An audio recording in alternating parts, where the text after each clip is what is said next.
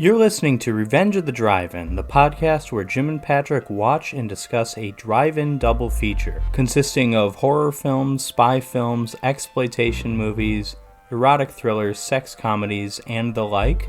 Our ultimate goal is to determine if these two movies, randomly selected from a list of over 1,600, would make for a good drive-in double feature. We will be going through the plots of these movies in detail, so if you're concerned about spoilers, feel free to check them out before listening to us, and we'll be sure to point out if and when these films are available on various streaming services.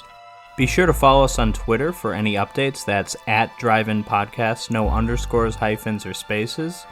And let's get started. I'm your host, Patrick, and I'm joined by... Jim. Okay, Jim, so this time we return to Camp Crystal Lake with Friday the 13th Part 2, and we're following that up with the Abominable Dr. Phibes, a British horror comedy starring the great Vincent Price. The only reason he's famous is because of Michael Jackson, right? Oh, I completely forgot about that. When I think Vincent Price, I think the Ten Commandments. Yeah, to be honest, I think... He's like a slave driver. He's got like 30 seconds of screen time in that one. I think of him in Scooby-Doo. What? Oh, no. Yeah. Poor He's Vincent probably Price. in the Batman TV series, too, because that was like the first big like cameo-heavy kind of thing. He's gotta be, right? He probably sticks out of a window there at some point. Speaking of sticking out of windows, or in this case, breaking through them, Friday the 13th Part 2... 1981, it's directed by Steve Miner, who had some kind of credit on the first Friday the 13th. He's like assistant director, associate producer. He's something. But he directed this. He directed Friday the 13th Part 3. He later went on to direct Halloween H2O. I think he directed Lake Placid as well, that killer alligator movie.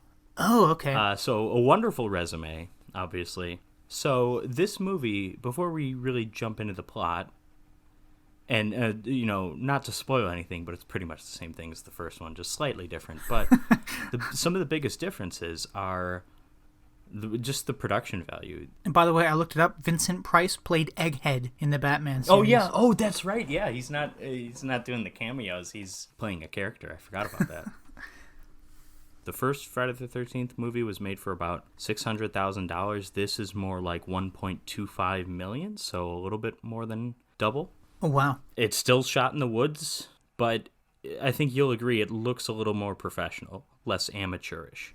Yeah, absolutely. And I mean, I feel like, was the original Camp Crystal Lake a set, or was it actually a rundown camp? Yeah, it was a camp. I don't know how run down it was. I know there's that one building that they're kind of... it was fairly... The buildings they shot in were kind of run down, but no, that was an active camp at the time. Oh, okay. And then this one, too, may be the same thing. I'm not really sure.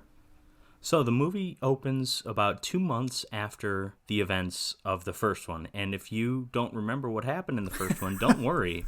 This is one of those Rocky-type series where we, for the first few movies anyways, we start out with a recap of the previous movie.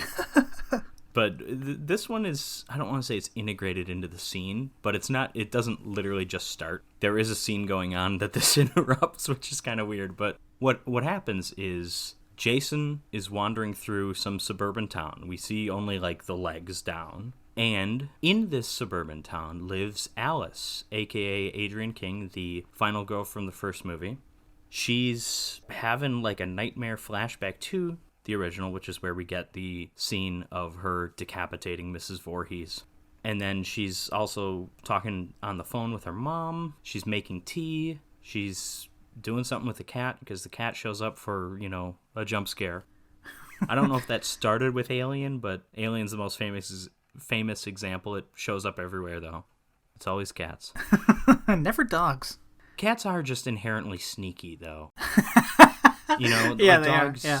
Dogs are more blunt and loud and stupid. Cats are... Yeah, cats want to scratch you, motherfuckers. Cats want to bite you. Dogs don't. They want to lick you. So, Alice opens the refrigerator at one point, screams when she sees Mrs. Voorhees' decapitated head, and then Jason grabs her and stabs her with an ice pick. It's brutal. Oh yeah, it's this is a pretty effective kill. One of the better bloodless ones in the series, because we're accustomed to seeing a lot more blood. We don't see any here, except for the head in the fridge, which looks a little paper mache-y. Mm-hmm. But so the thing we have to talk about with this scene, because obviously Adrian King shows up for one scene, gets killed off. It's kind of unfortunate. You kind of want to see a recurring character, or you don't want to see a character that you like who survives in the previous movie just kind of show back up and get killed off early on, whether it's this or Nightmare on Elm Street 4 or... I was going to say the beginning of this was exactly like the beginning of the second Kingsman movie. Half the characters you knew died right away. I'm not 100% sure if it was originally written like this.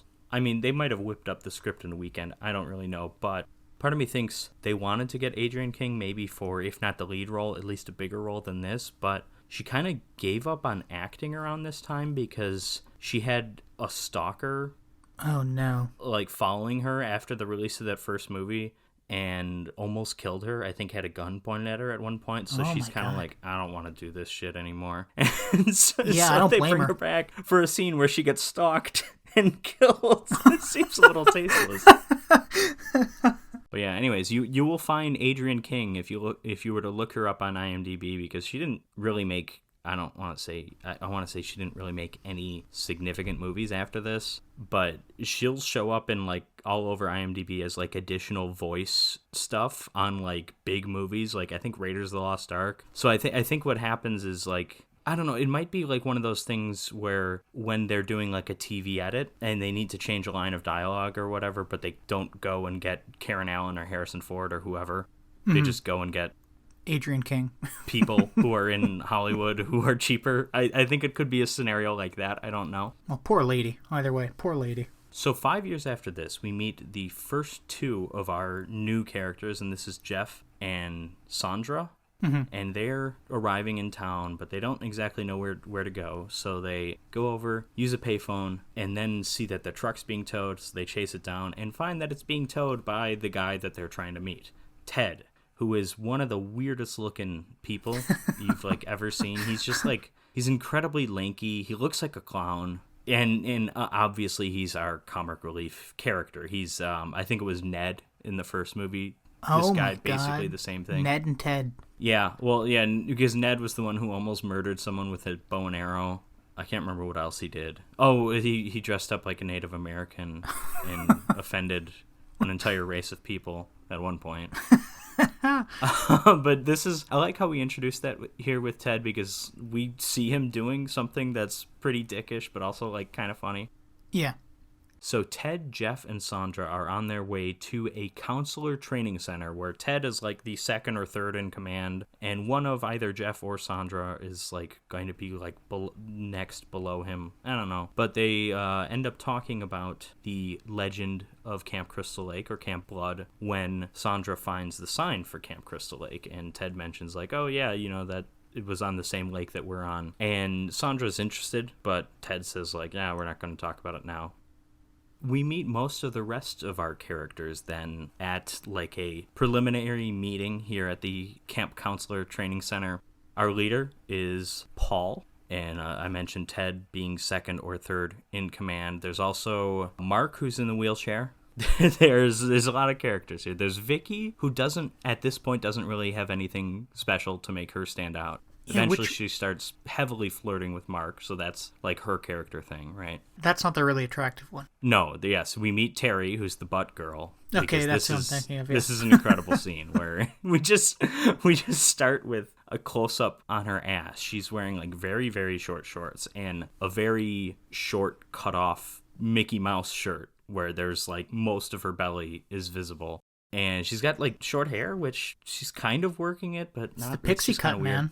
It's the pixie cut. Yeah, it'll whatever. do it. Her ass gets its own close-up here.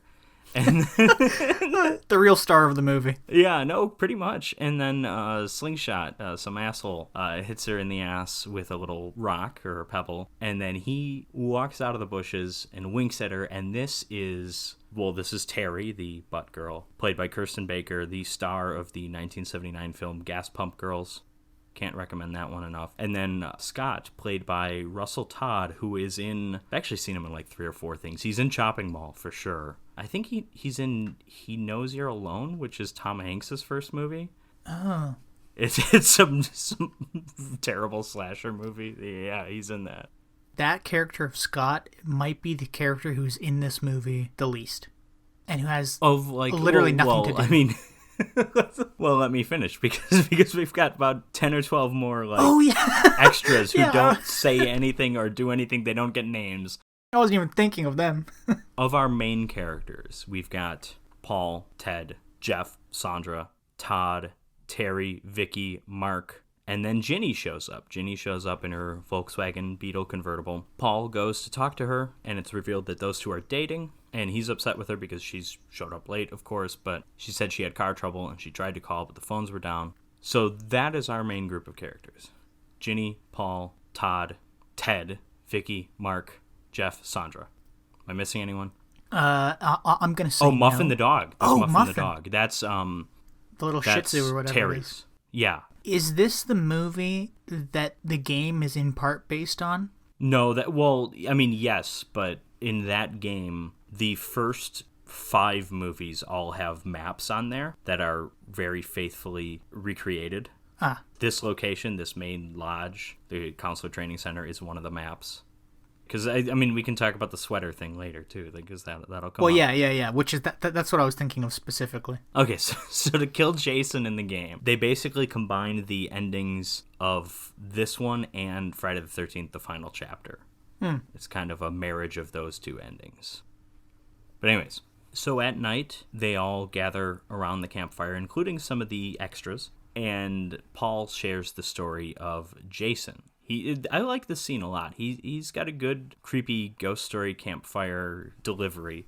Mm-hmm. He's really good because, and this is also important because it makes things in this movie make sense. It does not make sense if you actually pair it with the first one, because in order for the first one to make sense, Jason has to be dead, because that's why Mrs. Voorhees seeks revenge. But this one, they kind of gloss over that, and supposedly Jason, as a young-ish boy, saw Mrs. Voorhees get decapitated by Alice. Hence, he wanted revenge on Alice, and they said Alice disappeared 2 months later, but there was a lot of blood in her home. They said no one found her, no one knows what happened, and that was 5 years ago. Then Ted jumps out at everybody with a stupid mask, and, that was the whole point of this story. I mean, in the context for these characters, for the movie, it's just expository. But Paul's like, okay, that we're done with the Jason shit. That stuff's never going to be brought up again. I don't want to hear you talking about it or anything.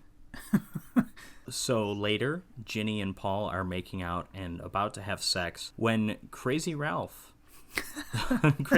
our favorite character from the first one, shows up. This actually isn't the first time we see him in the movie, because he does warn Jeff and Sandra when they're at the payphone. This guy's got one thing to talk about, and that's that you guys are fucked if you go here, right? That's all he talks about. He's got one thing to talk about and one outfit, apparently. But anyways, he's just kind of lurking around in the woods, which I always thought was funny. This is the second time he showed up to a location where he told everyone not to go. Like, he's breaking his cardinal rule here. And so obviously he gets killed here, and it's pretty fun. We had trouble with this word in a previous movie. Garroted? Yeah, I would say garroted, but I'm not sure how it's pronounced. All right, he gets Pat Garroted and Billy the Kid against like a telephone pole or a tree or something. Yeah. And so he's out. That's kind of all that happens that night. The next day, they're all doing their thing. They're jogging, then they're hanging out at the beach later. So it's a combination of things they actually have to do for work, and then also just hanging around. And that's when Jeff and Sandra decide to sneak out and go look for Camp Crystal Lake. And this is also when Muffin the dog, again, the little Shih Tzu, ends up coming across Jason. And there's a really fun edit here, because Muffin comes up to Jason's feet. So far, all we've seen of Jason is like knee down. Mm-hmm. He's wearing denim. We know that much. And then we've also seen a little bit of the hand, obviously, with the ice pick stabbing and the garroting. But anyways, Muffin shows up there and looks up at Jason. And then it cuts to Ted cooking hot dogs on the grill. Yeah. that's a very fun edit. I like that one a lot. But nearing Camp Crystal Lake, Jeff and Sandra find a dead dog, which appears to be Muffin, and probably is Muffin. It gets a little confusing at the end of the movie, but okay, so Muffin is torn apart. And then before they can get any further, they're pulled aside by a cop who takes them back to Paul. Paul's not too upset, even though he's like, yeah, we're not supposed to be doing anything over that. That area is condemned, but he doesn't really care. And as the cop leaves, he sees Jason running through the woods. So anyone who says Jason never runs, he did in the first few movies. He hopped across that road like a deer, I tell you. Anyways, the cop gets out and chases after him, ends up stumbling upon Jason's shack. He walks in, it's filthy, but we don't see a whole lot of it. He enters a room, looks horrified at something that we don't see, and I really like that. This movie does this a couple times with two different things where we know something's horrifying or disgusting, but we don't see it until later in the movie. Mm-hmm. And as he's looking in shock, he gets the hammer claw to the back of his head, and he's out. So after dinner, people are deciding that, hey, we can go out to town, get drunk. This is like the last time we'll be able to do it for a while. So everyone but Mark, again, wheelchair, Vicky, guy or woman into the wheelchair guy, Jeff and Sandra, because they're in trouble, and then Terry, and then also Scott, because Scott wants to hit on Terry some more. So they all stay back. Everyone else goes. Everyone else goes to get drunk. And at the bar, Ted, Ginny, and Paul, who are the only named characters who go to the bar. Everyone else is just an extra. They're discussing the legend of Jason. Ginny is trying to think that, like, oh, maybe it's more than a legend. Maybe there's something to it. And then she starts to think of, like, things from Jason's perspective. It was mentioned earlier in the movie that she's majoring in child psychology. Yeah. So hence her kind of interest in this. Because she's like, listen, Jason was a boy who only knew his mother, never went to school, never had any friends, never met anyone else. If he sees his mother get killed because she loves him, what would he do? He would, like, snap. He wouldn't understand the meaning of death. He wouldn't know what to do. And she ends up, I guess, being right, even though this is just theorizing. But while all this is going on, Terry stays behind at the camp because she's looking for Muffin, and maybe Muffin will show up. But then she just, I guess, gives up on that and goes skinny dipping. I know. By herself. I like how fast she gave up on that. She was like, I'm going to stay around, see if Muffin shows up. Oh, there's a lake. I guess I'll take my clothes off. Yeah, no, this movie's a lot more shameless in its nudity than the first one. The first one, there wasn't really much nudity. There was like a sex scene that honestly was way too passionate for a cheesy, sleazy horror slasher movie. But this one is just like, fuck it, we'll have a woman skinny dipping. She's like alone, too. Why would you ever do this? But arguably the most attractive woman in the entire series. She's up there. I'd agree. There's a couple that compare from the fourth one. One or two that compare from the seventh one, I think, even. I'm thinking of that kind of, the blonde woman in that. Oh, the remake. Yeah. Yeah. The remake is it's a little excessive. No. Yeah, she's probably my number one. Anyways, so while she's skinny dipping or while she's exiting the lake, this is when Scott, major perv that he is, just steals her clothes and just runs off. Yeah, what a dick. And then he steps in, I'll call it a bear trap, but I'm going to have to specify, because it's just a rope that's hanging from a tree. And when you step on it, it tightens and then pulls him up. So he's hanging there, and he's begging Terry to cut him down. And he's like, okay, I'll give you back your clothes. I'll stop annoying you. Just please help me. So she runs off to find something to cut him down. And I like this scene. It's just like really, it's just tense, even though there's nothing really happening when she's like kind of searching through that little cabin or whatever. Yeah. But while she's looking for something to help him, Jason shows up with a machete and slits Scott's throat. Although he does it with the dull end of the machete. I don't know if you caught that. I did, yeah. It's a fun throat slit, but that kind of ruins it for me. I don't know how no one noticed that on set. There's also a shot later when Jason goes to stab somebody, but he's like holding the knife upside down for some reason. Did you catch that too? Oh yeah, but that's also like if you stab the person forward, that wouldn't really matter. Would it? I guess so. Well, I don't know because if you're trying to cut carrots, yes, you're holding it upside down. But if you're just stabbing like straight forward, I feel like that wouldn't make a difference. I know what scene you're talking about. But anyways, Jeff and Sandra go to have sex. Mark and Vicky just flirt very aggressively. Well, really, Vicky's the aggressive one here. Yeah, it's almost like Mark's like, I'm in a wheelchair, just leave me alone. Okay, yeah, you're right. You are cute. I agree with you. Yeah, and Vicky proposes spending the night together, and then she's going to go get ready. So Terry stumbles There's a lot going on here. Terry stumbles upon Scott's dead body, screams, and then is, in theory, attacked. Something, she just screams, kind of looking at the camera. Something's coming at her, we guess. Mm-hmm. As Vicky is getting ready, Mark wanders outside because he thinks he hears something. And then in probably the best scene of the movie, Mm-hmm. in a scene that also makes no sense, he gets the machete to the face, which either is thrown at him or Jason came up behind him really, really quick, because we had gotten plenty of shots looking at Mark's face and there's nothing behind him. Or he comes out maybe from the right. It doesn't make a lot of sense, but the bottom line is we got a machete to the face and the dude in the wheelchair.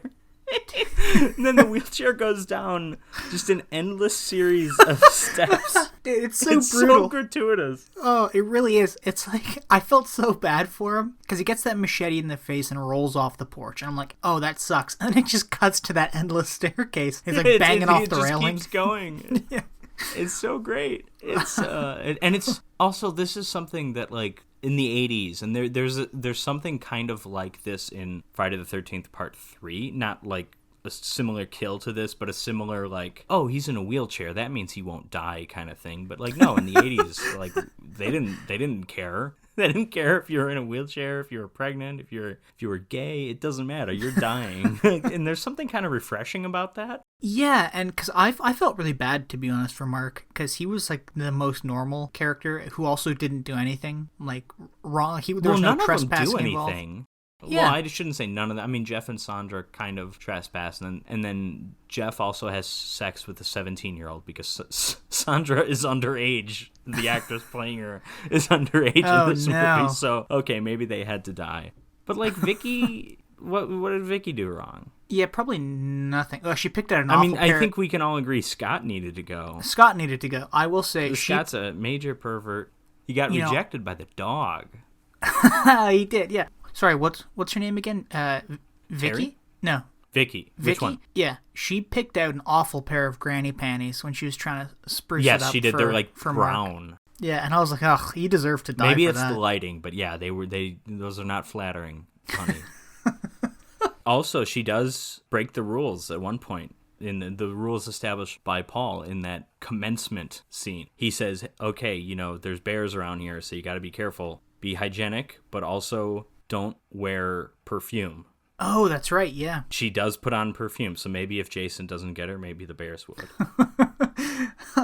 Jason's actually just a park ranger, he doesn't want people to go swimming at night. He's a park ranger he's no more aggressive than your average police officer in his tactics, really. Yeah, I mean, I know lots of police There's officers just a little bit of performance art to his killing. Yeah, I was going to say, that I feel like you don't get with police officers.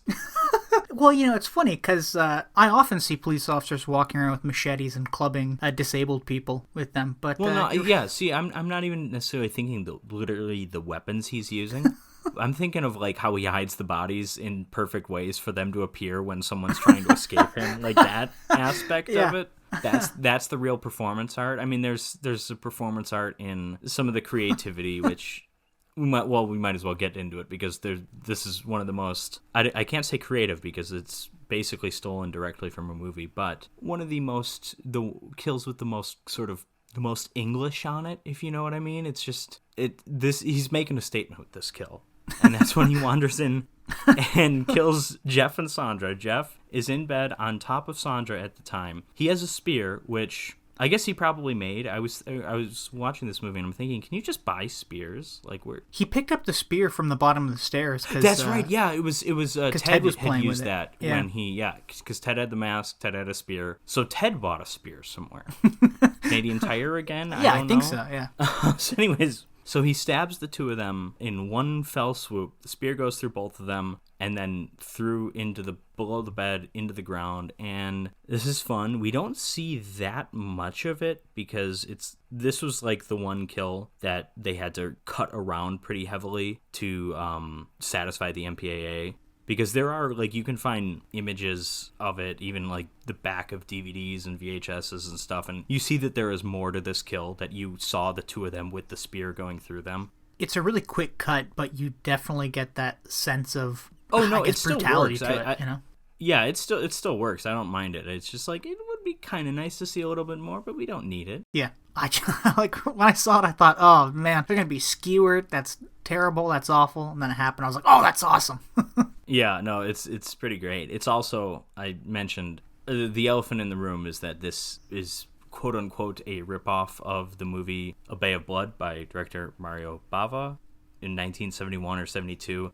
Same exact thing happens in that movie. And I've seen, like, Steve Miner or maybe the writer of this movie or whoever was talking about, like, you know, they weren't actually familiar with that movie, which is easy enough to believe. I mean, it's an early 70s slasher / giallo movie. I mean, like, yeah, your average American wouldn't have known that. And I don't get the sense that, like, Steve Miner is like one of those Eli Roth or Quentin Tarantino where they've seen every horror movie ever made kind of thing. Mm-hmm. Or like Rob Zombie even. So, I mean, maybe they didn't see it, but the fishy part to me is that what precedes this is the fantastic machete to the face, wheelchair down the stairs scene, which I'm not going to say the wheelchair down the stairs is a ripoff of anything in a movie.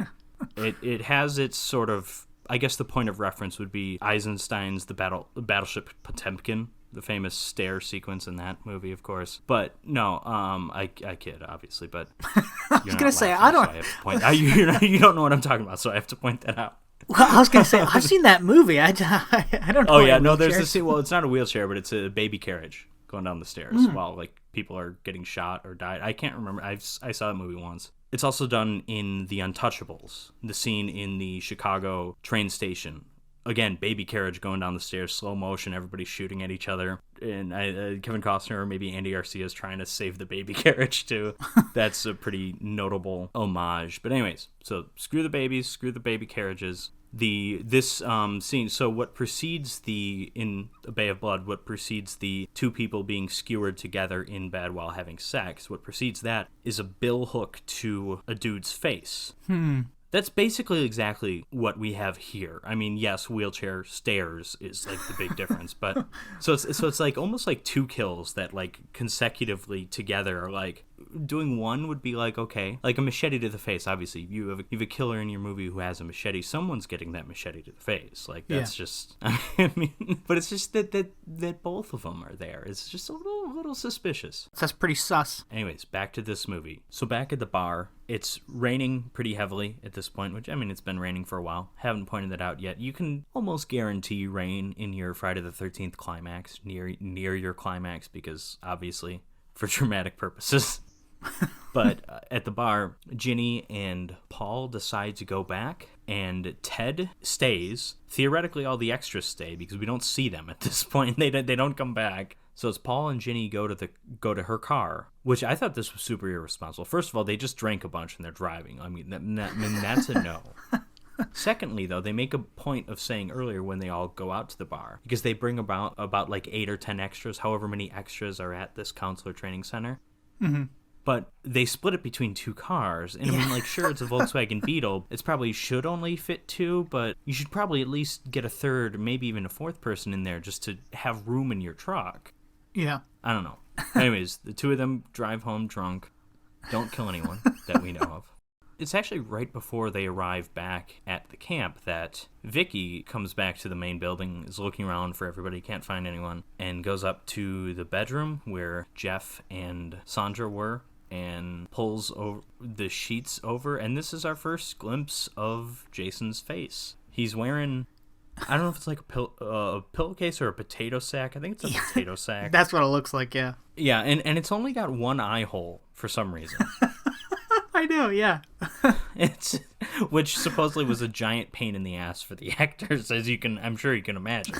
But anyways, Jason gets out of bed and pulls out the knife, and I assume this was what you're talking about, the upside down Absolutely, knife. Yeah. Yeah, it's a really fun shot when Vicky is cowering in the corner near Jeff's dead body. Mm-hmm.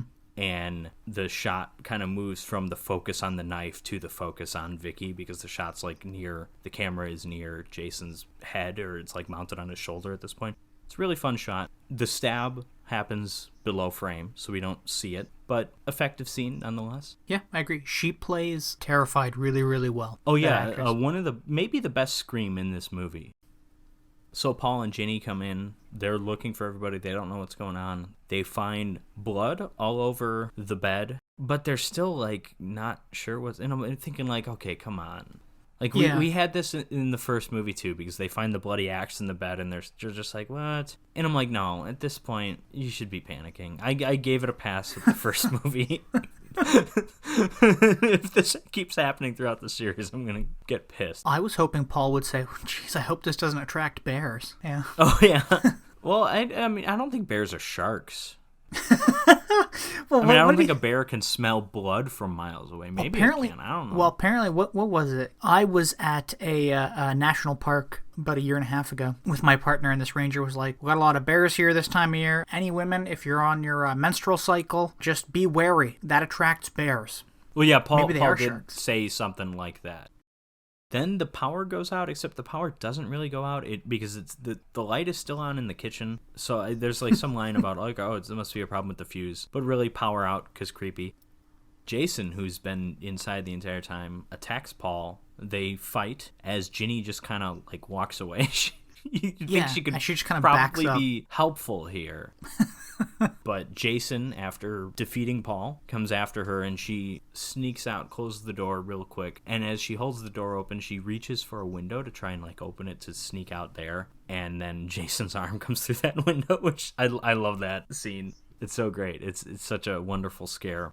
So she ends up jumping out the window in the kitchen and then running. She gets in her car and it won't start, which I know what you're thinking. Oh, dumb cliche. And I'm like, yes, it's a dumb cliche, but at least it was set up in this movie. Yeah. Well, because when she first arrives, she arrives late because the car wasn't working right. I think she said her car was sick. I think she has that line. Yeah. And then Paul fiddles with it for a bit because it couldn't start. And then even when they're leaving the bar, Paul says something like, oh, I really hope this car's okay. I hope it'll start. I'm like, okay, good. Keep reminding us of that so it pays off later. That's great. This is perfect.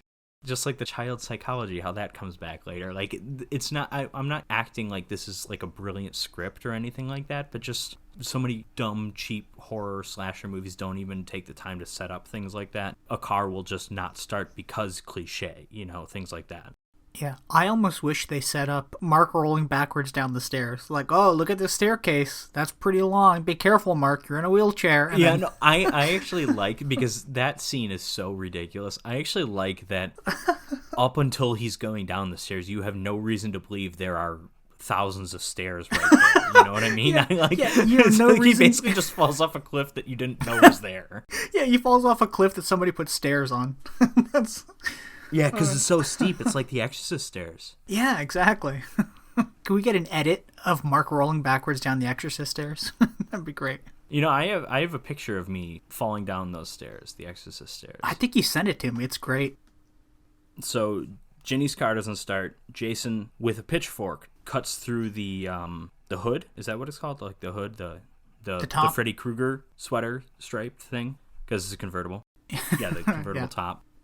So she gets out of there, runs, she hides in the trees, kicks Jason in the nuts when he runs by, which is a little goofy. A little Three Stooges-esque for this tense climax, but it's fine. This scene goes on for a while. She ends up hiding in a cabin. She hides under the bed. Jason comes in and he's looking for her, but he doesn't see her under the bed, obviously. And then the rat crawls near her face, and then she pees. Yeah. It's very strange because... I mean, it's almost like someone attached like a hose to her pants or something, because there's no way there should be that much coming out by her feet. Yeah, by her ankles. I mean, yes, exactly. And and Jason kind of hears it, and he turns around and he's like, okay, something's still going on here. But she looks and she doesn't see Jason's feet anywhere, so she thinks it's okay to get out. And the reason she doesn't see his feet is because he's standing on a chair for some reason. Which I like this because, like, it's kind of clever. It's like, oh, yeah, if you want to get her to think the coast is clear, sure, just stand somewhere where your feet can't be seen. That makes sense. But also, like, why didn't he just check the bed? Yeah. You know what I mean? Like, why didn't he do the Jason thing of just stabbing something through the bed? Stab through it. I mean, but anyways, yeah, he's ready to stab her with his pitchfork, but then the chair breaks. And then she gets the chainsaw out of the closet, which... again was set up. She had used the chainsaw. She had put it away, so she knew where it was. This is probably my second favorite scene of the movie. Okay, well, my third favorite, because Terry's skinny dipping, obviously, but this is my third favorite scene because you and I have talked about this. I don't know if you remember, but people don't realize how awful and how useless the chainsaw is as a weapon. Yeah, yeah. In this movie shows how awful and useless it is as a weapon, because she takes it to him, and his pitchfork has broken in half at this point when he hit the ground, so he's defenseless. And the chainsaw hits his forearm and then becomes unchanged, dislodged, whatever word you use to... It does a kickback, I think. Isn't that what it's called? Which that's... I mean, I've never taken a chainsaw to human flesh, but I believe that's realistic because chainsaws they're in theory incredibly awesome weapons. Like, even just the sound of it, the chainsaw, it sounds so cool. But then even if you watch the original Texas Chainsaw Massacre, or maybe it's the second one, but you see Leatherface going through a door, and it takes forever. And it's just like a cheap, thinly layered wooden door that I'm sure they made thinner because you're cutting through it in a movie, and it still takes forever to get through it. Like, the chainsaw's not that powerful for certain things. And I like that the chainsaw just... she gets 3 seconds of use out of it. It's great. It just fails. Yeah, it's completely useless. You know, I mean, this movie is 30 years old now. Maybe chainsaw technology has improved, but I don't know. Well, I mean, I know a thing or two about Husqvarna chainsaws, but they're pretty good. What the hell does that mean? It's a brand. I don't know. I've never used. Well, this chainsaw. is a Homelight brand, whatever that is, because you see it written on there. But yeah, no, I was one time I was at Canadian Tire. I was just looking for cardboard boxes because I was packing up because I was moving. But the boxes were near the chainsaws, and I'm just kind of like looking through the chainsaw area, and I'm like looking at like the descriptions on all these brands and stuff, and it's like none of them tell you how many bodies they'll cut through. And like, I feel like is there like a code speak for like shopping for chainsaws? Like when a serial killer goes out looking for chainsaws, is there like some kind of secret code that he can talk to about a salesman to find I know out what which it is going to be the best? I know what it is. Through human flesh. What's that? How fast can I cut through a 3-foot thick limb? Well, if you're cutting a soft wood, yes, very soft. How fast can I cut through a large limb with this? Well, it's no, that wouldn't work because really it's not the skin, it's the bone that you have to worry about. So I still don't feel like that would be helpful. Well, you know, my question also about Canadian Tire here was were the chainsaws and boxes next to the spears and or hockey sticks? They were near the exploding light bulbs. I can tell you that. Stupid No, but joke. for any of you psychopaths who shop for chainsaws, please reach out to us. Let us know your tips and tricks. We are very interested. But anyways, so the chase continues. She runs to another... she keeps running. She eventually finds herself at Jason's shack, and she hides in there. And she screams when she sees that Jason's still following her. So she locks herself in, and this is the reveal. This is what the cop saw that scared him. Now we get to see it. It's Mrs. Voorhees' head, which is much more decayed than it was when it was in the fridge. It's also Terry's body, which, Terry's body wasn't there when the cop was there, but mainly it's the head. It's the head with little candles, and there's a shrine going on there. There's also her sweaters there, because Jason took that from the grave or something. And then there's also Terry's body, the cop's body. And is Alice's body in here too? Is there a third body? That would make sense, but I don't remember if there was. I assume there was. I don't know. Yeah, I think Alice's body's in there too. But anyways, Jason starts breaking through his own door. No concern over resale value for this place. And he gets through, but Ginny has put on Jason's mother's sweater because she's testing out her little child psychology theory on him. And she convincing him she's his mother, or at least reminding him of his mother in some way. Yeah. She's able to convince Jason to kind of... He doesn't set the weapon down, but he lowers it. And she keeps saying, like, get on your knees. And then this is when we get a little Betsy Palmer cameo. She shows up for 15 seconds. It just kind of cuts back and forth between Ginny, Amy Steele, and then Betsy Palmer. And then, so she has her machete hidden behind her back, and as Jason's on his knees, she raises it, and then Jason sees his mother's head and is like, wait. And so he fights back. He blocks the machete, and the machete drops to the ground. And then Paul shows up. He's still alive, I guess.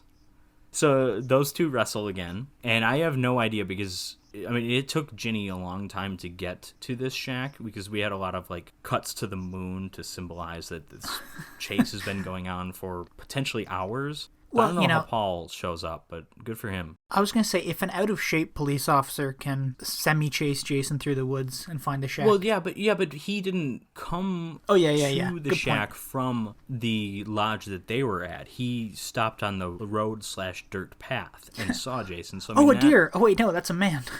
Yeah.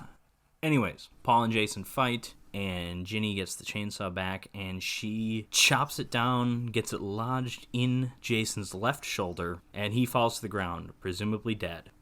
The two of them, because Paul's still alive, Paul and Ginny, then, before heading back, decide to look at Jason's face.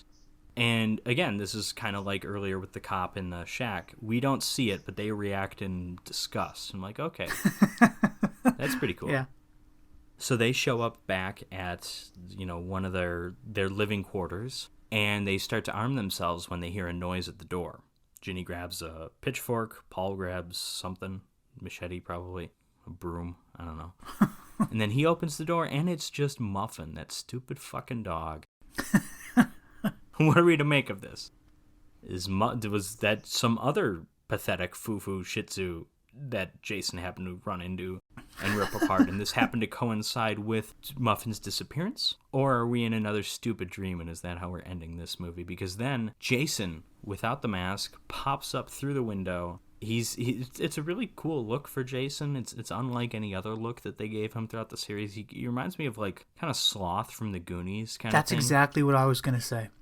Exactly. Yeah, and he's got the long hair, but he's only got hair on like one half of his head or something. Like, it's just a weird look. It's pretty cool. But he jumps through in slow motion. He's grabbing Ginny, and then it cuts, and Ginny wakes up being attended to by paramedics, and she asks them, "Where is Paul?" She asks that a number of times and does not get an answer. So, Jim, what do you think of Friday the 13th Part 2? I really enjoyed it. I liked it more than the first one. I thought that this was kind of like the classic Jason sort of thing, bunch of horny teens hanging out, and they split up and slowly get killed. Yeah, it was great. I thought, as you said at the beginning, the production quality was a lot better or higher than the first one. And this one, I feel like they paid a lot more attention to kind of artistic shots, I guess. Yeah, I mentioned that knife, the shot where it goes from focusing on the knife to focusing on Vicky in peril. That's a pretty cool shot. There's a few others, but that's the one that stands out to me. One of my favorite shots in this was when Ginny got to... Anything with Terry skinny dipping, big fan of those shots. Yeah, no, it was when Ginny got to Jason's cabin, his shack, and she kind of thought she was safe, and then as she's standing there looking away from the window, you can see through the window Jason is like legging it to the shack, and that was terrifying. It was great. A lot of cool stuff with shadows early in the movie, too. Mm-hmm. Like, there was one thing where you see a shadow against a building, and you're thinking, oh, it's Jason. Then no, it's Crazy Ralph. So this goes back that long ago when he was still alive. Yeah, I like this movie too. I'm with you on preferring this to the original. I don't think I was until I saw it this most recent time. And I don't think it's like that much better than the first one, but it's a little better. I like the final girl more. I like Ginny more than Alice.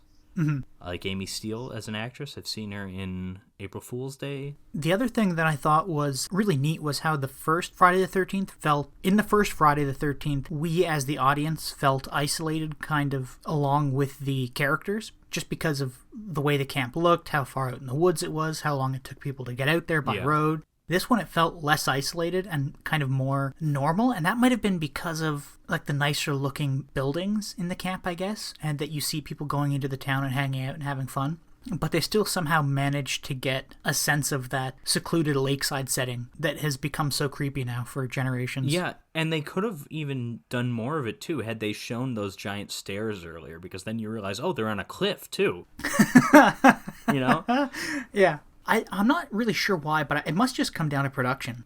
I will say another thing that I really like about this movie is that I like the kills. I think I like all the kills. Except for, I guess, think, what's her name's? Tara's? Vicky?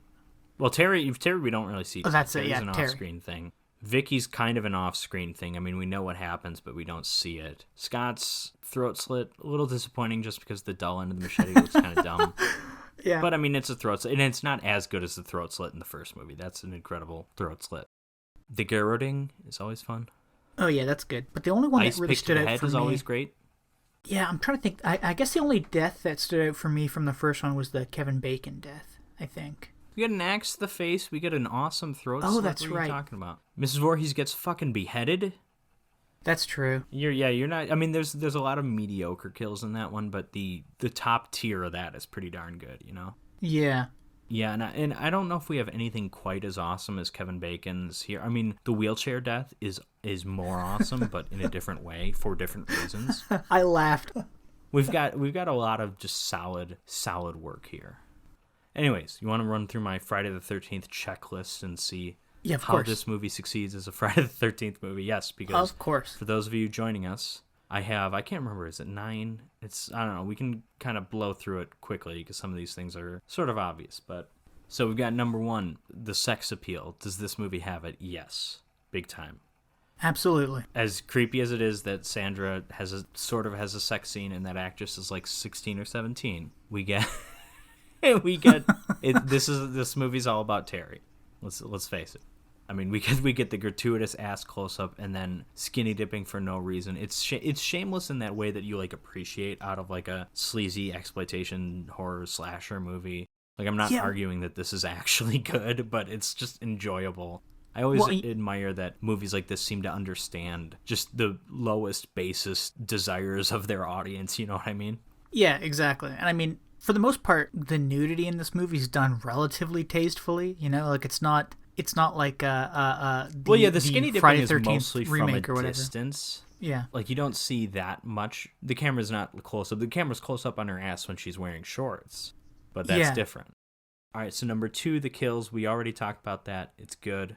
Number 3, and this one, of course, was not a factor in the original. The number 3 thing that you need to make a good Friday the 13th movie is Jason does awesome things. I think that's lacking here. Yeah, he doesn't really do anything awesome. He does a lot of running and walking. The series took a while to truly discover who Jason was. I don't think they fully had it until the 4th one, but Jason at this point is just a guy. I mean, he gets kicked in the nuts. He struggles to get through locked doors. Like, he's not like an overpowering menace. And I mean, there's an appeal to that too. I mean, Jason as like a superhero or like, you know, this like indestructible Godzilla type creature. I mean, that's not for everybody. I get it, but that to me is what the series is all about, or would eventually be all about. The only really cool thing he does, I guess, is the end when he jumps through the window. Yeah, well, and Jason goes through a window in every movie, I'm pretty sure. At least one. That's his thing. That's his thing. We can keep a tally going. Yeah, let's keep a window count. All right. Well, we got 2 here because he got the hand through the window. Yeah. So I think it's just 2. Well, I guess he probably literally goes through a window, but an open window to kill Alice. Because I'm pretty sure that her door is locked. But I mean, that doesn't matter. That doesn't count. If we don't see it, it doesn't count.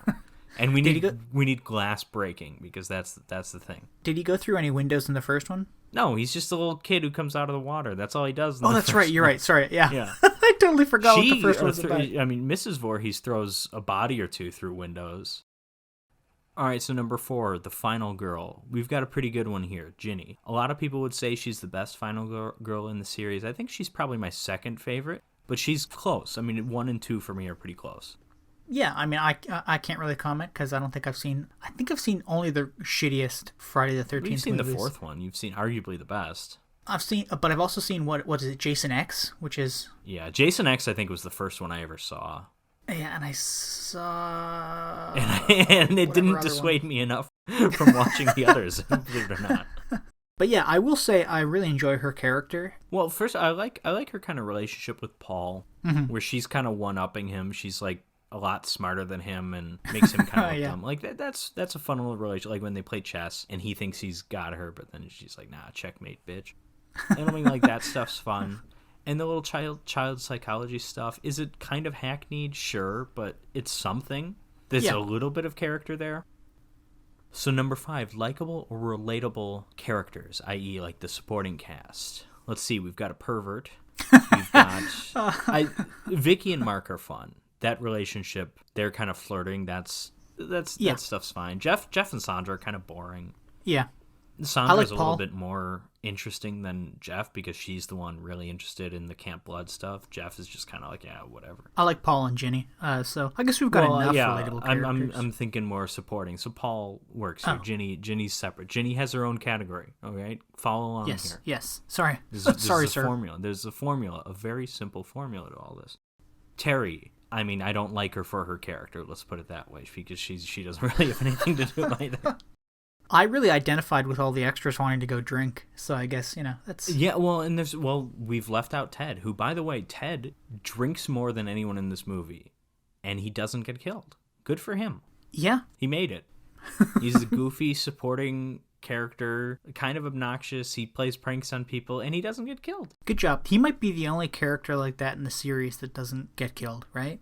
Yeah, I feel like most other movies, like if a character shows up and has like a name and there's like some character there, they either die or it's like the final girl and maybe her boyfriend. It's like in the fifth one, like fucking everyone who breathes in that movie gets killed except for a few characters that do survive. Where it's like I don't feel like there are any incidental like supporting characters who really make it through.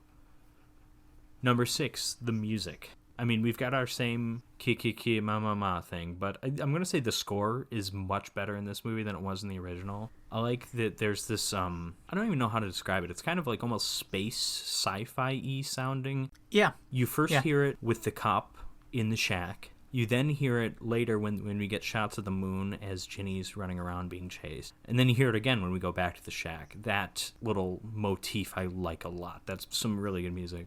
But yeah, I mean, it's a similar score to the original. I mean, they're all similar scores. Would we give it a pass on the music, or would we be like... Oh, yeah, absolutely. This is one of the better scores in the series. 2, 4, and 6, to me, are the scores that stand out. In so much as they can stand out, because they're mostly just variations on the original score. All right, number 7, the scares. Do you think this movie has good scares or no? I'm trying to think. I was only kind of caught by 2 scares, and that was the cat at the beginning. The cat? Okay, not the fridge, not the ice pick stuff? No. I mean, because the only ones that startled me was when a cat, like, screeched and then jumped through the window, and then when, after Ginny was hiding, Jason punched a hole through the window to try to get at her. Yeah, that one to me is the best one. Also, Jason through the window at the end is, like, decent, but you kind of know what's happening if you saw the first one. Yeah. I mean, don't get me wrong, it's better than the stupid jump scare ending to the third one. That's like the worst thing ever. But yeah, the Jason punching through the window is the one that really stands out for me. I kind of like the Jason standing on the chair when she gets out from the bed, just because I love that. You don't see that coming. Even if you think like, okay, maybe he still is here and he knows she's there, you don't expect him standing on a chair. Yeah, exactly. That was great. I want to say Crazy Ralph getting garroted too is kind of neat, because he's like right in front of a pole and you would have no reason to believe that there's someone right behind him, and that's pretty fun. Yeah, you would have no reason to believe that like a 6'5" dude who weighs like 250 pounds can hide behind a pole. All right, so number 8 for me is the fun factor. And this is mainly, at least for me, because this is the enjoyment I get out of some of these movies, is like I want to see characters who just for the longest time don't know they're in a horror movie and they're just like asshole teens just like hanging out. And I want to see that stuff, because I like the contrast of that's going on. It's like a peaceful, almost like a teen comedy, and then boom, then it becomes a horror movie. And we get some of that. This is where the ass close-ups are important, right? This is where Scott, being a little pervert, who's trying to use Muffin the dog to get closer to Terry. Like this is where this stuff really pays off. Yeah. We don't get much of it. It's really just, other than that, it's kind of just, it's that, and then it's like Jeff and Sandra kind of wandering off to explore Camp Blood, which that stuff's just like whatever. It's mostly, this is the Scott and Terry stuff. We get skinny dipping for literally no reason, which that's always fun. We get a bit of music at a bar, somebody playing electric guitar and a 12-string guitar in the background. I guess. Oh yeah, that's right. And then there's also like Ted is kind of funny. Yeah. A little bit. So, the last, and I would argue least important category for a Friday the 13th movie. Number 9, the atmosphere. Does this movie have any atmosphere whatsoever? Because, don't get me wrong, most of them don't. At least most of them you kind of have to argue that they do. Like, these are not atmospheric horror movies, you know? Yeah, I'd say this probably has, like, less atmosphere than the first one. I agree. I'm thinking mainly the rain, right? Because it rains heavily in both films. Yeah. In the second half, towards the end, in both instances, the rain actually lets up for the climax. But everything leading up to that, it's raining heavily. In the first one, the rain had a big impact. It had a big impact on the movie and on the characters. It kept Steve Christie from being able to actually get back and help people out. It kind of made everyone uneasy. And I mean, the rain was a big part of, it's kind of like the only atmosphere maybe you could say that movie had. But here it's just kind of like, it doesn't really matter that it's raining. Well, I would say, kind of building off your point on the first movie, that the atmosphere of what would you call it? Secludedness? Isolation. Yeah, isolation. There we go. That's the word. That was very prominent. And I think because there's only one vehicle in that movie, right? And the lead camp counselor guy had it. You get Steve's car and Kevin Bacon's car. Oh, that's right. Yeah, okay. Yeah, then in this one, like, people are out having fun in town, and people show up with like a big pickup truck with like giant tires and a crappy little VW. I don't know. It just felt not as isolated as the first one. Again, stairs. Had we seen more of that, could have worked here.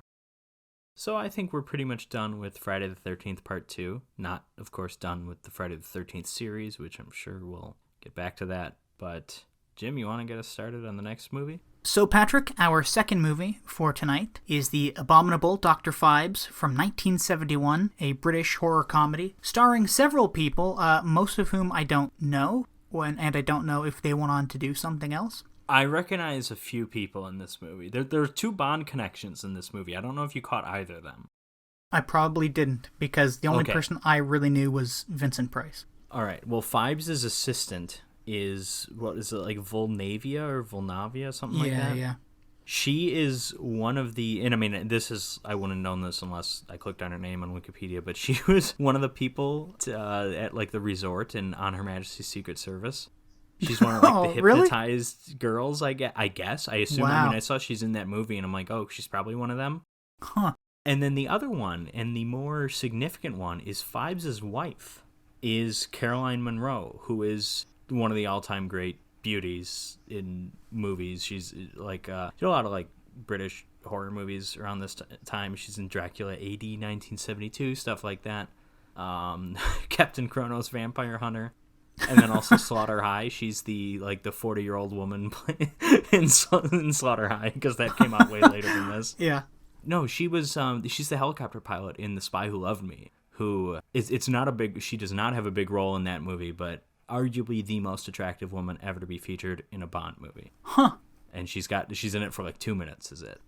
Wow. But she's Phibes' wife here, and she might have more screen time in the Bond movie than she does in this, actually. Oh, I bet she certainly moves around more in the Bond movie than this one. Yes. Anyway. Oh, there's also Terry Thomas there's a couple other names in here. Terry Thomas is he's one of the doctors. Terry Thomas is in It's a Mad World. He's like the one British guy in it. He's like one of the few people in that movie that I, like, when I first saw it, I didn't recognize from something else. Huh. I was like, so what did that guy do? Because everyone in that movie is like this huge legend in comedy. Maybe Terry Thomas was a big name in British comedy. Maybe he just did that in this. I don't know. Yeah, again, I don't know any of these names. Other than Vincent Price from Thriller, of course, and Scooby-Doo. Okay, well, is that all the people we should know? I think that's more than we should know. I feel like Vincent Price and Carol Monroe kind of the only ones that matter. And because they're probably the only ones who will appear in other movies that we do. By the way, I was shocked to learn that Vincent Price died in like 1993 or something. I thought he died in the 80s. Well, yeah, he's in Edward Scissorhands. That's like his last movie. That's 1990. Oh, yeah, you're right. Okay. So Dr. Phibes. It's this revenge horror comedy where, I mean, I'll let you take the plot away, but this is where Vincent Price wants to kill a bunch of people, and he kills them in elaborate ways. 2 years later, 1973, he makes the film Theater of Blood, where he does the exact same thing. But in this, he's a presumably dead Shakespearean actor who wants to take vengeance on everyone who didn't give him some kind of critics award. And he kills them in ways inspired by Shakespeare plays. And that movie's incredible. It's a better version of this movie. Again, because the plot's basically the same. I was going to say, it sounds better. I think it's better. Yeah, it's good. We'll do it at some point, probably. Okay, good. Okay, so for this we open with a hooded figure tickling the ivories, as it were. He's playing the organ. He's giving us a great organ solo. The figure then descends the stairs that from like his organ loft. And he turns this crank, which makes a bunch of animatronic musicians play. Like, it's this really weird set. Yes. So how would you describe this almost as like an Art Deco kind of thing? I would, yeah. It's that transition from like Art Nouveau to like Art Deco. And I think it's supposed to take place in 1925, this movie. Yeah, which I was wondering, like, why is this a period movie? There's no reason for it. Like, this could easily just be set in the modern day. Why isn't it? I don't understand, and there might be one reason for it at the very end, because I looked this up and I was shocked to learn this. I don't think the filmmakers knew this or cared about it, but they might have. But I'll tell you at the end, because it only comes up at the end. Okay. Yeah, so very strange set. Well, the set's the least strange thing about it. I mean, the guy's got like a band of animatronic puppets. Yeah. I mean, that's the real weird stuff. Playing like, the drum, the pianos, yeah. But he starts dancing with this woman who's wearing a very kind of like Star Trek-esque costume. You know what I mean? Like, it's like something Kirk would fall in love with on a planet.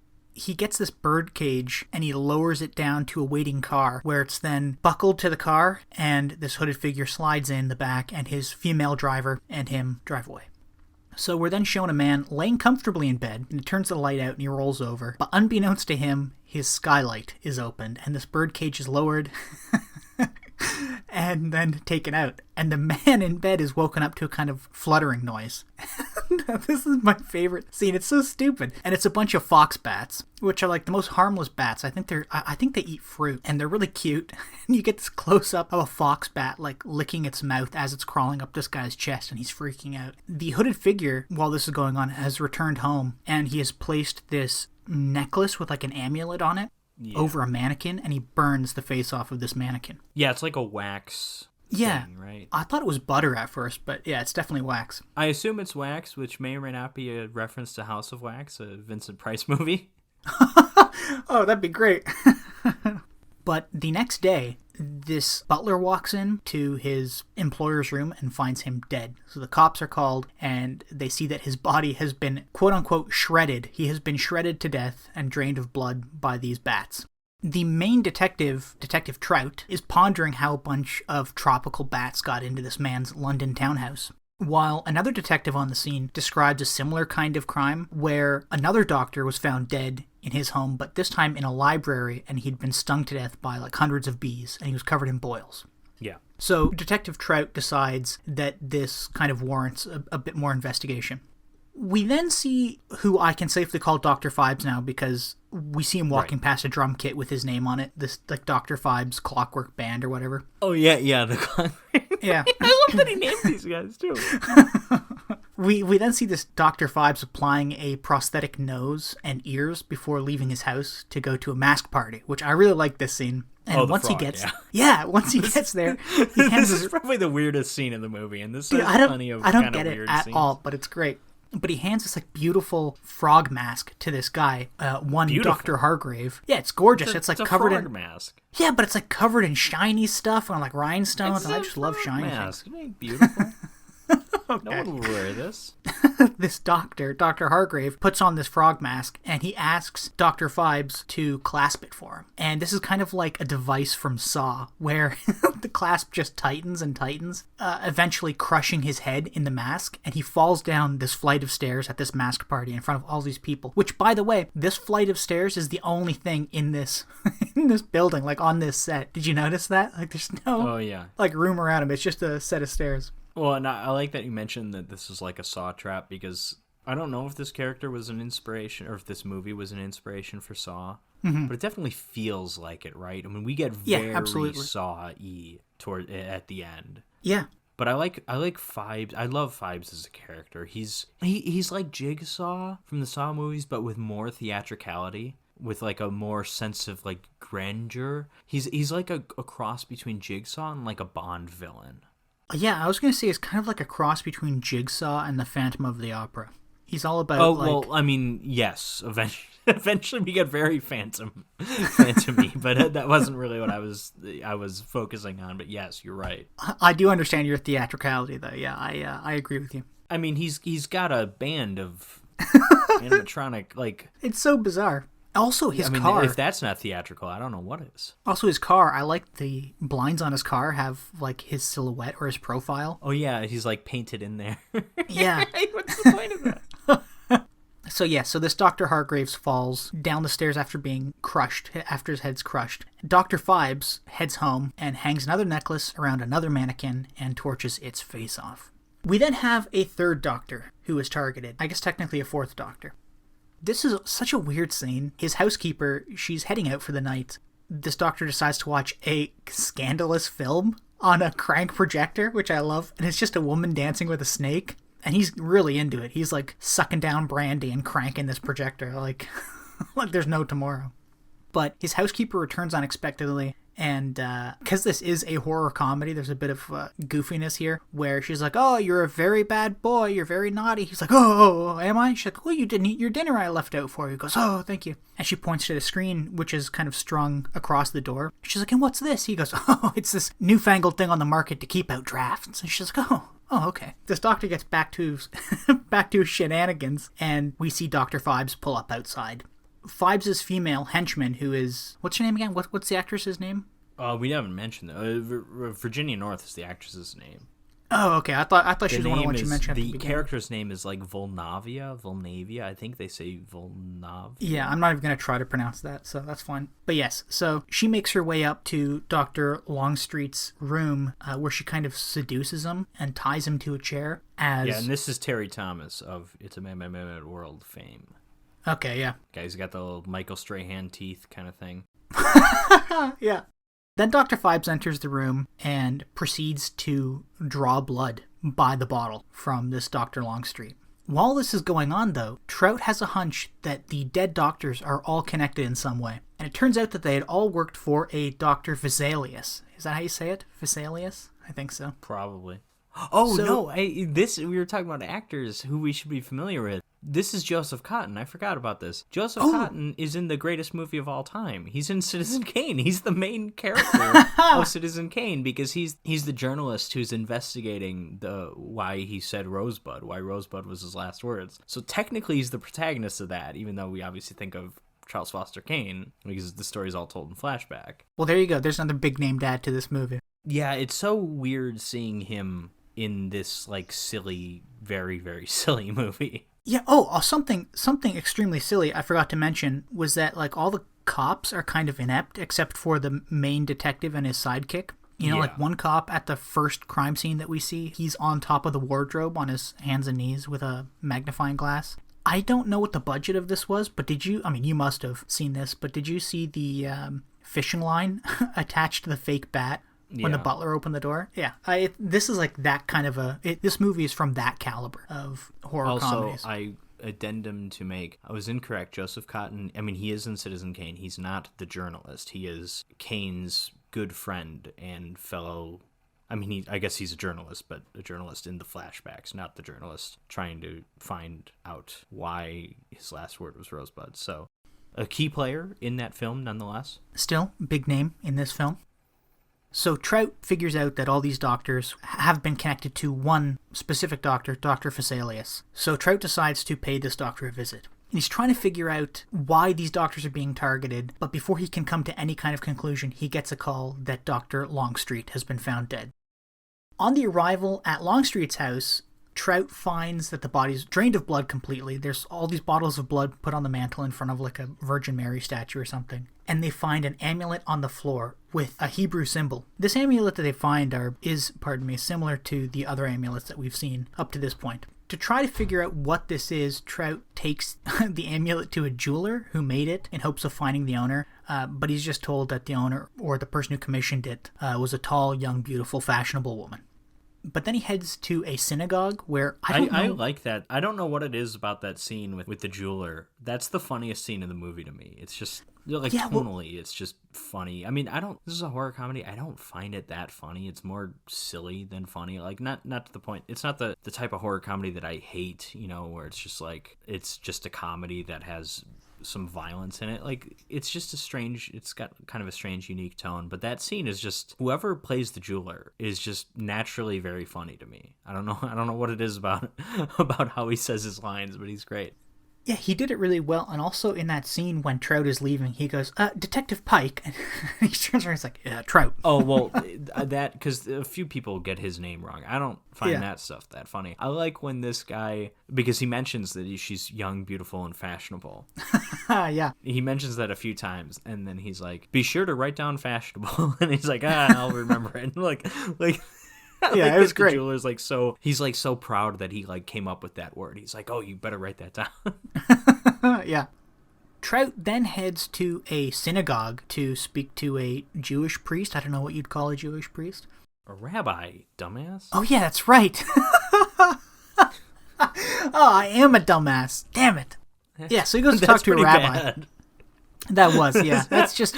I mean, I felt bad about saying hood on the convertible earlier, but no, you're right. I take the not gonna dumbass. screw up a rabbi. Yeah, I take the dumbass trophy this one. But yeah, so he goes to talk to a rabbi about the symbol on the amulet, and the rabbi tells him the symbol is for blood, which makes sense because, Longstreet's blood was completely removed from his body. And he also mentions that it's something to do with the plagues of Egypt. Yeah. The rabbi gives him a rundown on all the plagues. The first ones he mentions are boils, bats, frogs, and blood, which match up with what we've heard about these deaths so far. And to come is rats, hail, beasts, locusts, and death of the firstborn, and finally, darkness. Darkness. Which, how they tie hail into this story, not the most satisfying way. Yeah, I agree. I'm pretty pleased with the other deaths, but hail, it's like, really? Are we calling that hail? I know, yeah. So Trout realizes that there are plenty more deaths to come, so he heads straight back to Vesalius's place. Vesalius has kind of gone through all these documents, and he's figured out which surgeries he's worked on with all these other doctors. And there's only one where 9 doctors were involved, including Vesalius. Mm-hmm. And it was an operation on a Mrs. Victoria Phibes. What was the operation? I don't know. Do you? Well, I mean, she was dying. They don't. Yeah, I don't think they mentioned how she was, but she was dying, and they were just trying to save her. Yeah. Well, apparently she died on the operating table, and her husband, Dr. Phibes, raced back to be by her side, but he drove off a cliff instead and burned to death. And he's also we learn this later. He's like a doctor of theology. Yeah, which never mind. I'm just gonna save it for the end. He doesn't need to be that. I mean, don't get me wrong, Dr. Phibes, the Abominable Dr. Phibes is a much better title than the Abominable Mr. Phibes. Don't get me wrong. But, like, why does he need to be, because really he goes back to his religious-inspired, his biblical-inspired deaths are just the plagues. Like, it's not like those are these obscure things that only a theology professor would know, you know what I mean? Yeah, exactly, yeah. Like, they're pretty widely taught. I'm going to save what I have to say for the end, because it really annoyed me after I finished the movie. Anyway, the detectives are trying to figure out how to protect the 5 remaining doctors. But as they're trying to do this, another doctor is murdered by the plague of hail that you foreshadowed. And Dr. Phibes, I'm not even going to get into how they stopped the car or anything, but Dr. Phibes used a snow or ice machine. Yeah, and he set freezes. it to... Yeah, he freezes them solid, and he sets it to negative 100 degrees, and it's just kind of goofy. So yeah, so this guy's frozen. Point is, it takes a great stretch of imagination to say that this guy died by hail. So the detectives are kind of at a loss, because they're like, oh my god, who's going to be killed next? We don't know. But it's Vesalius' son who kind of leads everybody to the next clue on how Vesalius' 35-year-old son. Yeah. Yeah, so I don't know who this actor is, but he just has that, he looks way older than, he's supposed to be a 17, 16-year-old son. And I mean, I'm sure he's not actually 30, but if he feels like mid-20s trying to play younger, he speaks in, a tone of voice that's, you can kind of tell it's just, that actor doesn't speak that in that high of a pitch normally, and he's doing that to sound younger, I think. Mm-hmm. Yeah, and also, they could have found somebody at better. any rate, Joseph Cotton at his age should probably have a 35-year-old son. Because he's kind of old in this movie. You know what I mean? Yeah, exactly, yeah. So I feel like this, and I'm sure this wasn't the case. I don't know if this sort of thing even happened in 70s movies, but I'm sure they're okay, we got Joseph Cotton. And then they show him the actor that they got to play his son, and he's like, what are you saying about how old I am? And he's like, you make him get me an 18-year-old son, get me a teenage son. But they already hired this other guy, so they're like, oh, we'll give him a different haircut. And we'll make him wear a sweater vest. 35-year-old son. Invaluable, though, for the plot. He is telling his dad over a game of chess that, actually, I guess it's after the game of chess, he wants to play his dad a piece on the piano, and his dad says, oh, no, play it for me tomorrow. And he goes, okay, that's fine, that's great, Dad. And he starts kind of launching into this story about how this owner of like a music shop is a really cool dude. He thought he was a bore, but he's super cool because he knows all the great pianists, including Dr. Phibes. So Vesalius goes to this music shop and learns from the owner that Phibes is still apparently a great patron.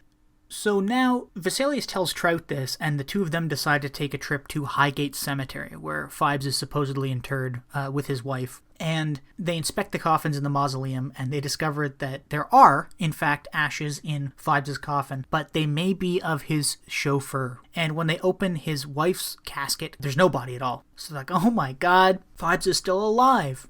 So Phibes has made his next attack. He's made his next move, and he fills the plane of this other doctor. I can't pronounce his name. I don't think anybody can in the movie. That's the joke. But he fills this guy's plane with rats. So this guy gets up in the air, and then rats just start crawling all over him. Huge rats, too. They're not like... It's not our Friday the 13th Part 2 rat. These are like your African rats that are like the size of rabbits. Yes, like I don't absolutely. know the actual species names, but it's like something not your everyday rat. This is also kind of a funny scene because they try to make these things like look so menacing. And like I'm not afraid of rats or anything, but they cut to a couple close-ups. I'm done with the scene. Let's move on. No, I found that this scene is hard to watch for me because I know like they have like close-ups. Well, I guess I say move on, but I'm going to explain what just bothered me about this. But like because they have like close-ups of the rats like eating things, and it's like, listen, obviously they're not eating human flesh; they're eating just whatever they gave them. But there's just like these like stringy and like disgusting and like bloody things that they're eating, and it's like, to me that was enough to be like, okay, they're just eating that dude's tendon in the neck or so. Like it was enough for me. This scene worked for me quite well, and that's why I hate it. That's great. Yeah, so this guy crashes his plane, dies. Phibes has killed another one. Now, my favorite scene in this movie is coming up directly after this, where Trout has said, enough is enough. We're going to place police escorts on every single one of these remaining doctors, and he's going to personally escort one of them to the countryside for a few days. And on opening the door of this club to let this doctor leave, this giant brass unicorn comes flying through the door, and the horn pierces this man to the wall and kills him instantly. I thought this was the funniest scene in the movie. They have to get this unicorn head and the guy's body off the wall. They're trying to figure out which way the threads on the unicorn horn go to twist him off the wall. And there's like this curmudgeon-y old British guy reading the paper in this club, and you can see the dead man's feet like kind of twirling around behind him. So I guess at this point there's only two people left, and that is Dr. Vesalius and this other doctor who is now like a nurse or something.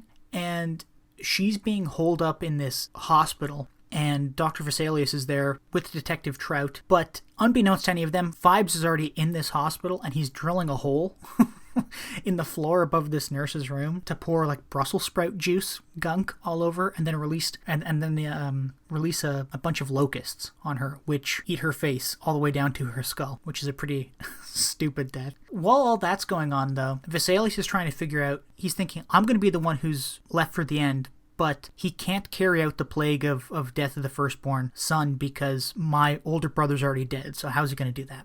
Oh, this made me want to punch him in the face. Like, how can you be so dumb I know. You can't realize that you have a son Exactly. who's 40? No, but I think this is... Because he had that one scene with the son earlier, and it was clear he and his son aren't super close. And so I think they're trying to, like, I don't know. It just, I don't buy it, right? But I think they're trying to say that, like, oh, he wasn't thinking of his son because they weren't. But, like, no, you would think of your son in this scenario when you know there's a psychopath going out there trying to kill someone's firstborn. Exactly, yeah. I know. I was rolling my eyes at the screen when this happened. So Vesalius runs home. His son isn't there, but he gets a call from Phibes, who's playing the organ, and then tells him, you have until midnight, and you have to show up alone. If you show up after midnight or show up with people, I'm going to kill your son. So Vesalius heads straight over after knocking out Trout, and this is where we get this kind of Saw-like influence for Saw, possibly. I don't know. Oh, I mean, yeah, I don't know about an influence, but definitely something that the two have in common, at least. Yeah, because this is a pretty morbid game where Phibes has set this thing up where he has implanted a key near his son's heart, and Vesalius has to cut him open, remove the key, and unlock him from the stretcher that he's on before a vat of acid is leaked onto the boy's face. Yeah, and he has 6 minutes to do so. I think 8 minutes or 6 minutes, because that's exactly as much time as his wife had before she died when she was on the operating table. Yes, yeah. So Vesalius sets to work almost immediately while Phibes retreats to this coffin. By the way, I don't think we've specified how Phibes talks yet, because in the car accident that he had, he lost the ability to speak. And if you watch him, his face never moves, his expression never changes or anything like that, and he never opens his mouth, even though he does talk, and he plugs this thing in from his throat to various objects around his house that allows him to talk. And I really love how Vincent Price plays this, because again, the face is very, very still. The muscles in his face, not much movement, but you can see his throat, the muscles in his neck are moving like crazy when he talks, because obviously all this stuff is just voiceover that's coming in, but he really convinces you that he is performing these words even though they're not coming out of his mouth at the time. And anyways, the reason is he lost his ability to speak with the car accident. Doctors said he would never be able to speak again or whatever, but he used his superior knowledge of acoustics to hook himself up to phonographs, basically. And so he can when talk. I heard That's a really fun idea. I like that. I'll be honest, I rolled my eyes again pretty hard. No, when he's come on. I used my superior knowledge of acoustics to make myself talk again, and you're like, okay. Here's the thing: if you want to make him a doctor, fine. Make him a doctor of that. Don't make him a theological doctor, I guess. Don't make him a theologian. Exactly. Oh, and also I should point out that Phibes' face is very badly burned because of the crash, which is why he wears these prosthetics. And near the end, you see him We're getting to the wonderful reveal of that. You had to fucking ruin it. Oh, sorry, you're right. Well, it was coming up in a second anyways. Because that's awesome. Well, here, so let me get to the reveal. So Vesalius starts saving his son. He starts cutting into his son. And Phibes comes down to this operating room, and he says, I'm giving you 6 minutes because that's how long my wife had on the table, as we pointed out. And he said, when this acid touches your son's face, it's going to make his face look like mine. And he rips off the prosthetics, and it's this gray skull, essentially, underneath. This is your Phantom of the Opera moment, which you alluded to earlier. This actually super, super similar to something that came out around the same time. The television series Night Gallery. Not that great. It had its moments. It's your Rod Serling follow-up to The Twilight Zone that was from 1970 to 72. There was because they did a couple stories per episode, and eventually they didn't have enough time for a half hour or for an hour or whatever, and so they would just do 2 or 3 minute short comedic things. And in one of those, it's called The Phantom of What Opera. You can probably find it on YouTube if you're curious. It's not that great. To my knowledge, however, it is the first truly... It's the role that made Leslie Nielsen a comedian, because we all know he was a dramatic actor before that.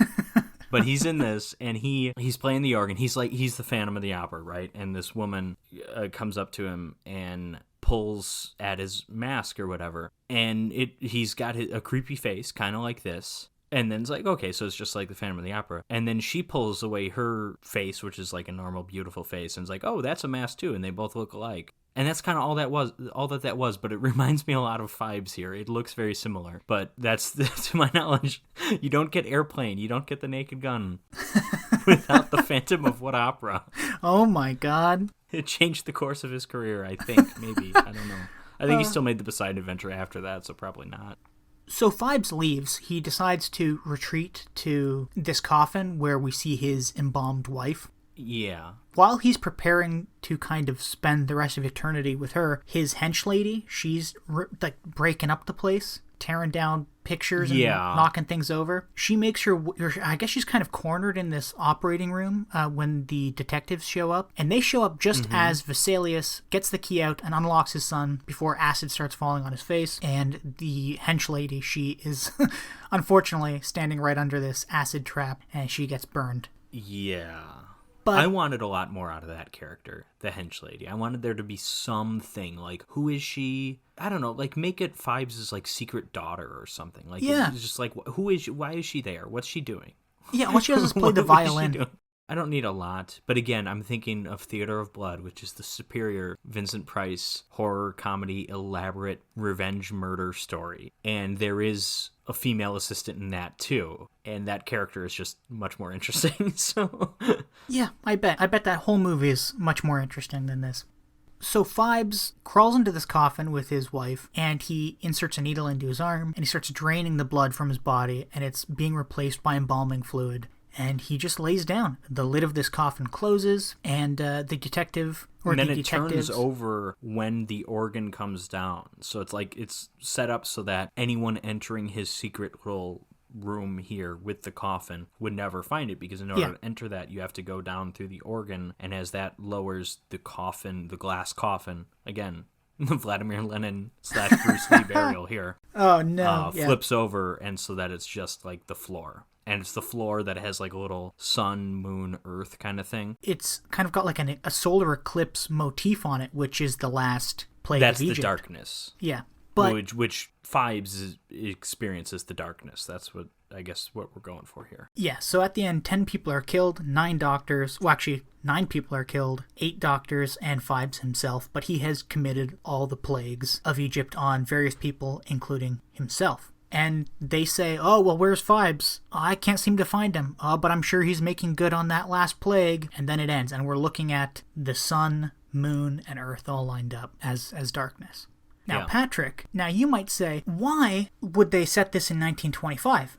As I said myself, and as you said at the beginning.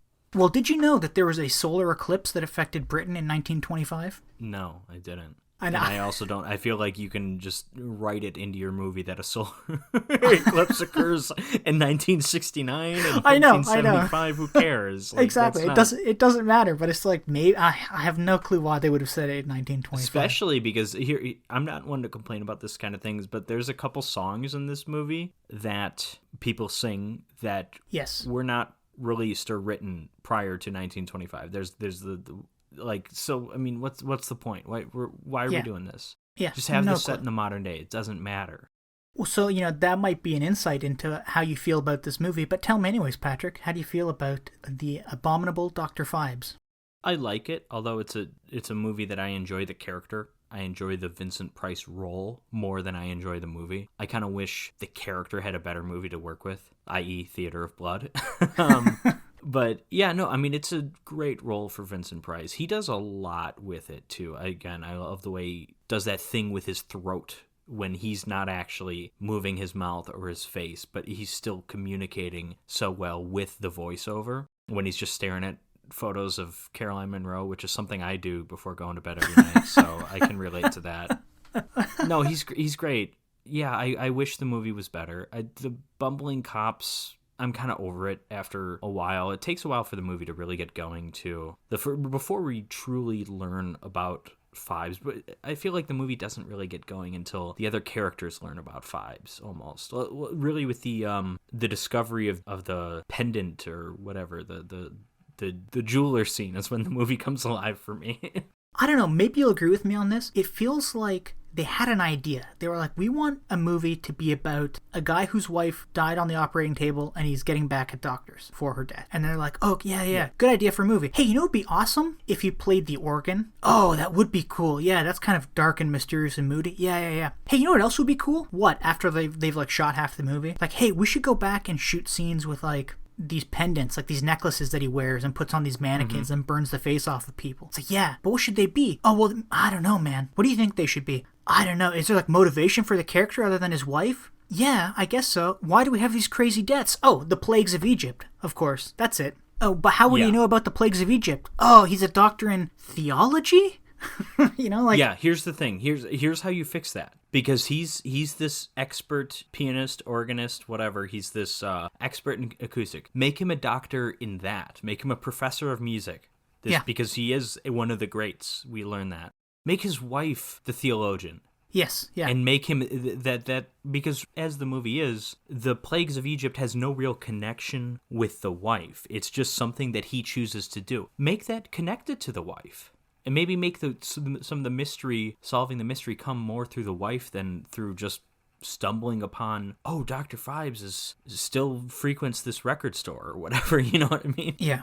I feel the exact same way. And I think if they had done it like that, it would have been a much more entertaining movie. Or maybe not even entertaining, but it would have made more sense. I would have rolled my eyes less. The way it is here, you have a bunch of kind of semi-disjointed ideas that don't always work well together. I mean, no movie with Vincent Price killing people in megalomaniacal, over-the-top ways is going to be all bad. Mm-hmm. Whether those ways are from Shakespeare plays or whether they're the plagues of Egypt, you know, it's Vincent Price who can elevate any stupid-ass plot you throw him into, like, something kind of classy. Like, he pulls that off here. Yeah, but it's just not as good as it should be. Or is, you know what I mean? There needs to be I know exactly else. What you mean. Yeah, and then the whole kind of comedy aspect, I really only found one or two scenes, like, amusing. The comedy mostly doesn't work. It's not witty. It's just kind of goofy. It's like it's a lot of people getting people's names wrong, and it's like that might be funny like one time, or that's like funny in like a sitcom scenario maybe, but not like in this plot. Yeah, and like when I heard that this was a British horror comedy, I thought, oh great, I hope there's that dry sense of British humor. As you pointed out, there's no like dry humor. It's all goofy and like stupid. Mm-hmm. And really, for all the deaths, even like the first death that we see, those fox bats, it's so stupid.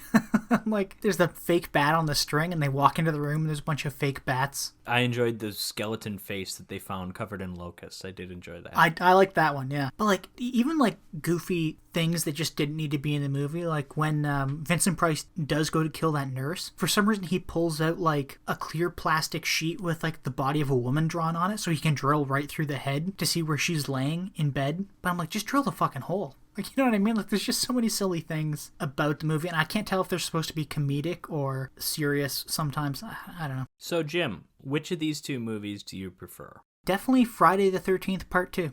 Yeah, I gotta agree with you. Phibes wasn't as good as I remembered it, and Friday the 13th Part 2 was a little better than I remembered it, and I think even in my memory prior to watching these two, I would have already had Friday the 13th Part 2 as better than Phibes, so it certainly is now, you know what I mean? That's not to say that like Phibes is necessarily a terrible movie, because Vincent Price does carry it, and he's definitely the best part of it. Oh yeah, no, I like Phibes, it's just not great. Yeah. Not that Friday the 13th Part 2 is great either, I just think it's better. But now, Patrick, do you think this would make for a good double feature? That's a great question. I don't know. I'm thinking this through on the fly here. Okay, we've got 5 minutes of revenge in the first movie, and then we've got an entire movie on revenge. We've got weird obsession with dead people in both of them. I'm just thinking through the similarities. Like, okay, we've got Jason's mom's head, the reoccurring thing, and then we've got photos of Caroline Monroe, and then eventually Caroline Monroe embalmed in a glass communist coffin. Like, okay, I'm gonna say no. I guess you could maybe say it's the tones. I'm gonna say the personalities of the movies just don't gel. You know, the first movie, it's like this kind of largely stripped down, and it's just like it's a slasher movie and not much more. It's just that. And then this other one, it's like, it's not stripped down. It's this revenge horror movie that's also very over the top and goofy. And it's just like, that movie has a lot of personality. Friday the 13th Part 2 doesn't have that much personality, even though I think it's a better movie. It's just a weird thing, but I'm curious to hear your thought, because you're going to say it's a bad double feature, so...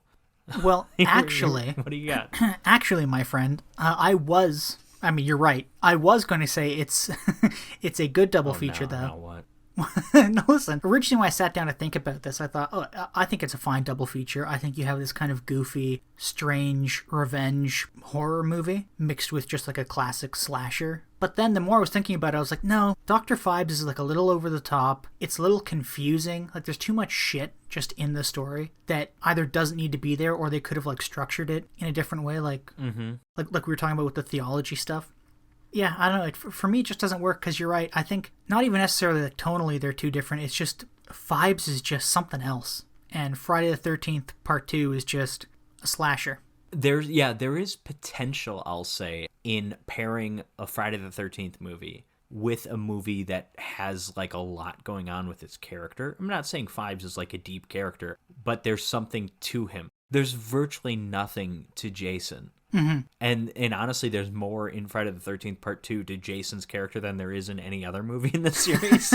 So imagine there is kind of maybe some fun in contrast of like Phibes, this over the top character he's dealing with grief and he's dealing with his professor of theology duties and he's dealing with his expertise in acoustics, and he's got his animatronic band. Like, it's just like, what is this? Like, Jason just kills. Like, that's all he does. Like, yeah. There's some fun kind of in pairing those, but I do think the movies don't work great together. So, Jim, would you like to hear about what we're doing next time? As always. All right, we've got the Bela Lugosi 1931 Dracula from Universal Studios, as well as The Big Dollhouse, which is a women in prison film from 1971. You know, women in prison, we were bound to get one. It's an important subgenre of exploitation film. It really is. It's from a director we've had before. It's from Jack Hill, director of Spider Baby.